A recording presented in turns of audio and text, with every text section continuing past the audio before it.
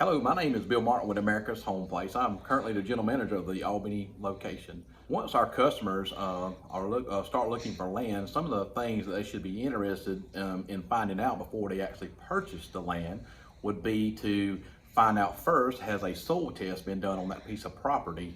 Because you don't want to buy property and the septic tank system doesn't perk for that location, or it could cost you a large amount of money in the cost of that septic tank system because of the water table that you would have there. Also, another thing to be looking at whenever you're doing a purchase of a piece of property for your new home is to make sure it's not with a flood zone.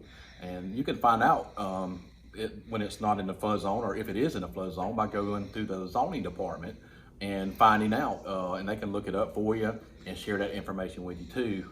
One of the reasons that you don't want to go to buy that piece of property in a flood zone is it could cost you to have higher insurance. Because you're in the flood zone, the insurance is higher because you're taking that risk there.